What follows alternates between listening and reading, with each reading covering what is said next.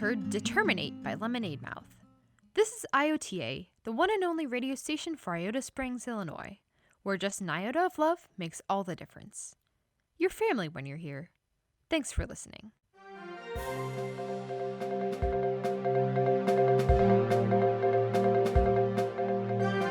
Good evening, and welcome back to your evening news here at the Iota News Station. We hope you're having a lovely day, especially you, Gary Terrence. To you, we are glad you are here so that maybe you numbskulls can learn a thing or two about something. All right, some unfortunate news for commuters on Route I-463. We've got backed up traffic all the way to Oak Street. Poor suckers. A true nightmare. I'm going to pass it over to Joan, who is on the scene. She appears to be conversing with a couple commuters, trying to figure out what is going on. Joan? Yes, thank you, Casey. I'm here at I-463 and 7th, trying to understand what is going on. There seems to be some kind of commotion. I gotta tell you, Casey, there are at least a dozen cars backed up here. A true disaster. Maybe even more than a dozen. I don't know. This is certainly an obstacle to oncoming traffic. I'm sorry, Joan. Did you say a dozen? A dozen cars? Yes, Casey, I did. I haven't been able to detect the cause of the commotion. It is chaos down here. Joan, excuse me, isn't I-463 a 4-lane highway? I don't understand. Is there an accident? Is there something in the road? Is there construction? You know, Casey, all we can do is pray that no one has been hurt. Yes, indeed. All right, well, let's take a caller. All right, caller, you're on the air. Yep, Amanda here. Who told you there was traffic? Was it Joan? Stupid idiot. Okay, look, when are you guys gonna understand the depths of her inabilities? Okay. Anyway, it didn't sound like Amanda was experiencing any traffic on her commute. Maybe we'll try another caller? Okay, caller, you're on. Yeah, hello? Are you Iota Evening News? Yes, we are. Yeah, one of your reporters snuck in my car. Joan? Yeah? Oh boy, please, Joan, get out of the nice person's car. All right, more on this developing story at 9. Stick around to find out what may or may not be happening. See you at 9 on Iota News.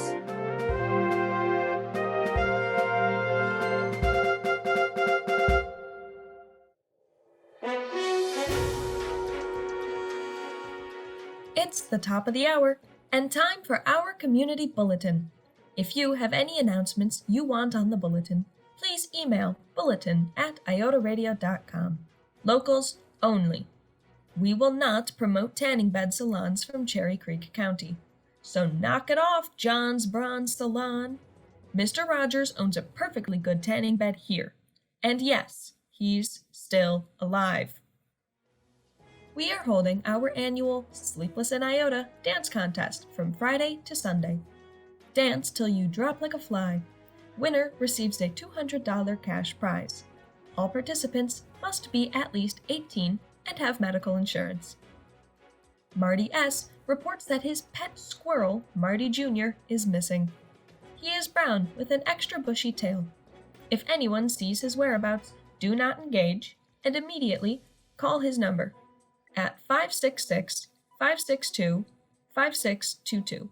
Again, at 566-562-5662. I mean, 5622. Lindsay Sullivan reports of 3 new clothing items in her front yard: a lime green beanie, a yellow polka-dotted hoodie, and a pair of sunglasses. Lindsay insists that whoever placed these items in her yard remove them immediately, and that this person has an awful taste in fashion. Daniel M. would like to share yet another message to Rebecca L. Please, please, please, Rebecca, I can't stop thinking about you. It's still a nightmare every time I wake up and you're not there. I still cuddle the stuffed panda you got me for my birthday, and I still have the t-shirt covered in your vomit from the time you and I rode the lightning roller coaster on our first date. It holds such precious memories of the fried pickles and nachos we shared while waiting in line. I just can't bring myself to wash it. Please, Rebecca, please pick up the phone. I love you, and I'm sorry. Well, that's just... Oh, it looks like we have a response from Rebecca L. Daniel, enough. Stop throwing a hissy fit in front of everyone. It would benefit us both to see new people. Also, stop loitering in my neighborhood. I'll remind you, my new German Shepherd puppy is well trained to chase unwanted visitors off my front lawn. Oh, wow. Well, that's all the announcements for today, and hopefully Daniel finds closure soon. Remember to tune back in tomorrow to stay informed and stay local.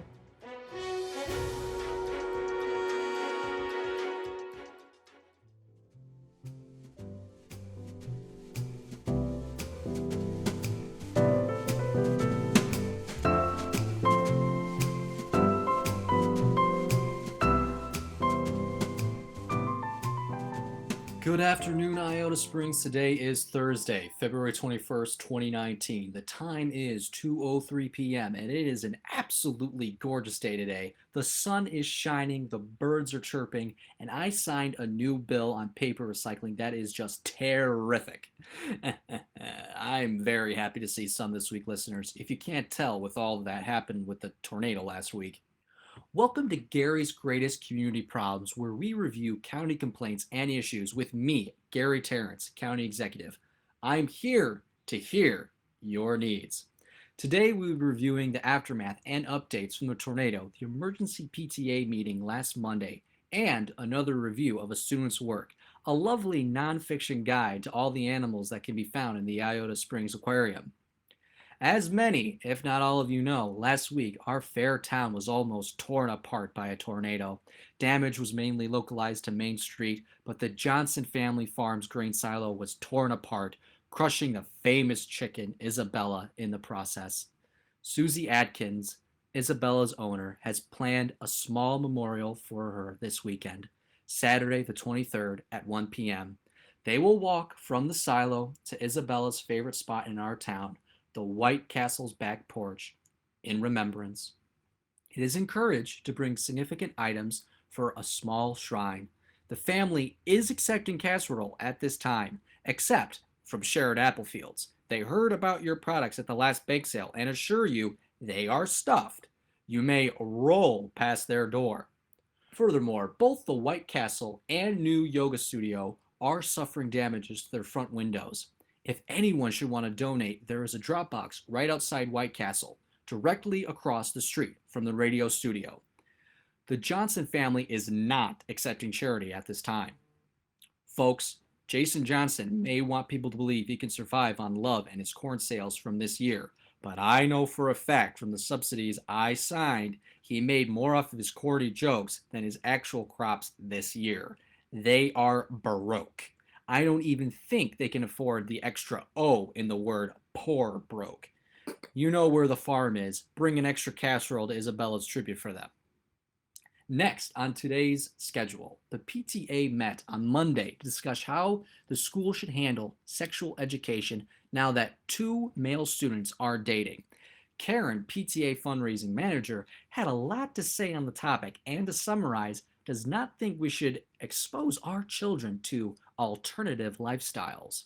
However, she did not have much to say after her cousin, Pam Peterson, stepped in and said, quote, "You're just upset because Josh found a man and Grandma's still asking you if that glass of cheap red wine you like is going to give her some grandchildren every single Thanksgiving." Ultimately, the board voted to ensure the safety of all students and LGBTQ sex education will be added to the curriculum. Finally, Dylan Scott, a star student in the very popular Etc. class at Babbling Brook Middle School, has just published a beautiful companion guide to the lovely aquatic animals in our own Iota Springs Aquarium. The book features beautiful pictures of each animal, also captured by Dylan, with lots of facts about them. It also contains aquarium staff infographics on animal anatomy, lots of information on ecosystems and other current research, and a collection of stories from the aquarium staff. Listeners, it's such a captivating read. I didn't know nearly how many plants and animals were featured at our aquarium. I started reading it yesterday and finished it by high tide that afternoon. I can see why it's been such a hit in our local bookstores. Great work, Dylan. Thank you for tuning in this week, listeners. Until next week, this has been Gary Terrence.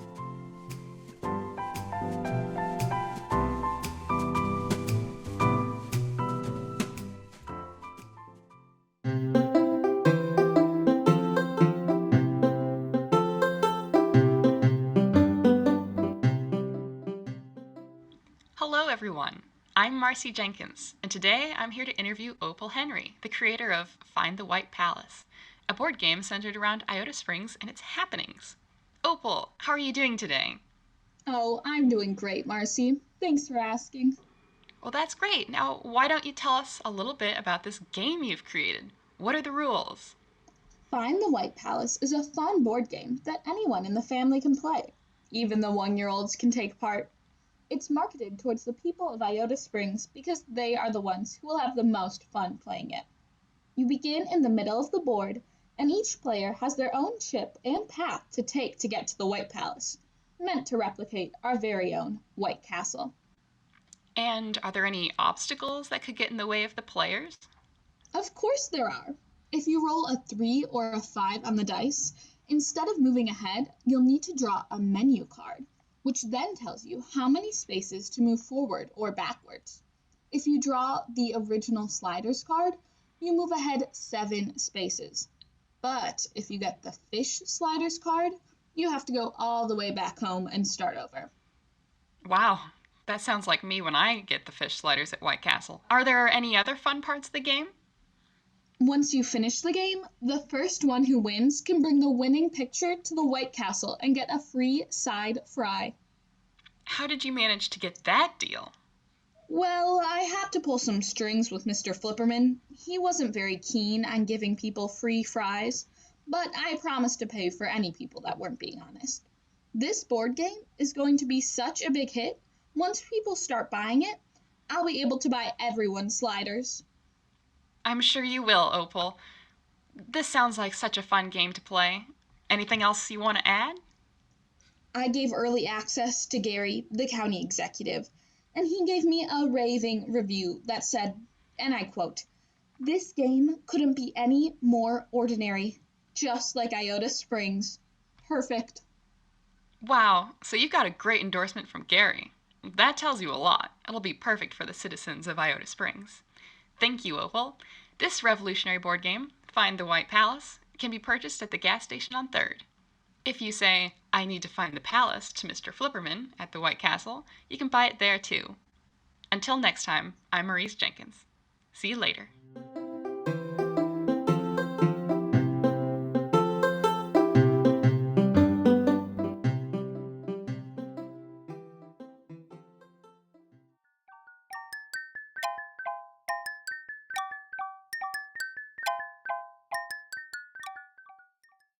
Good day, listeners. This is Amelia Squab at Iota Radio with my new segment, You'll Never Believe What Happened to Me. I know you think I'm lying, but I promise I'm not. No, for real. Today on my show, I have an exclusive interview with Iota Radio's own Wilderness Wilma, who was recently abducted by aliens. Wilma? That's right, Amelia. Hi, everyone. It's your old pal, Wilma, and what you heard is true. I am a recent survivor of alien abduction. Now that really is something. Would you mind recounting your experience for our listeners? I wouldn't miss the chance for the world, Miss Squab. Now, I was out camping in my backyard, getting some fresh air to clear my head since my daughter stopped studying the cryptids with me and started studying taxes and such. It was this gorgeous night, not a cloud in the sky, stars twinkling everywhere. So I was in my Smart Tech weatherproof super sleek sleeping bag for tweens to adults, enjoying the night.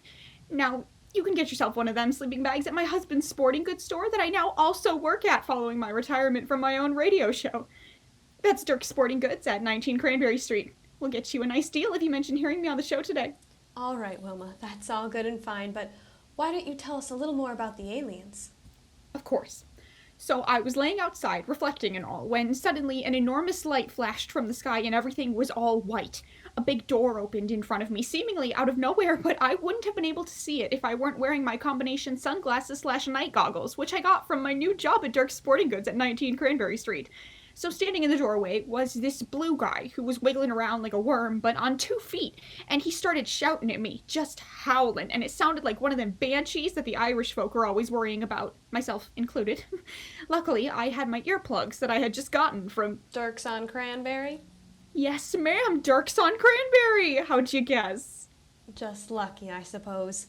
Let's move along, though. I suppose you later boarded the spaceship? Yeah. So, given my inquisitive nature and interest in the cryptids, of course I was going to follow the blue guy on there. He had about 15 friends that varied in size and shape, but just about every single one of them was blue. A couple of them had horns on their legs, but they were otherwise completely smooth, and each one spoke a different Earth language. Now, I'm bisexual, that means I speak 2 languages, so I could understand the English one and the French one. But the only thing they said to me over and over was if I was green, I would die. Si j'étais vert, je mourrais. Pretty sure they were saying taboo-dee-daboo-da. Thanks, but no. Anyway, they kept pointing to and poking at my forest green windbreaker from Dirks on Cranberry, so naturally I thought it was gonna die, since I was green. But they just seemed to laugh at me, their horrible, out-of-this-world laugh. I just stood there staring at them in the ship, dumbfounded. Can you describe the spaceship for our listeners? Of course. It was real big, with fluorescent lighting all over, mostly hard tile floors, but there were a bunch of carpeted areas with racks and racks of clothes on them too, mostly outerwear. But where there wasn't carpets or clothes, there were lots of apparati, stuff that looked like boats and fishing rods, but then also bikes and snowboards and such. Come to think of it, it looked just like the inside of Dirks on Cranberry, if you believe it. What a coincidence. What happened then? How did you escape? I don't really remember that part. The rest is a haze. I think they put me to sleep. It was just sort of the next thing you know, I'm back in the backyard in my Smart Tech weatherproof super sleek sleeping bag for tweens to adults, stargazing, like nothing happened. I felt all groggy, though. Beloved, it sounds like you dreamed your experience, and I suggest that you seek help. Well, that's all the time we have today on You'll Never Believe What Happened to Me. I know you think I'm lying, but I promise I'm not. No, for real. This is Amelia Squab, wishing you a delicious day. And this is Wilma. Check out Dirks on Cranberry. It's out of this world. Okay.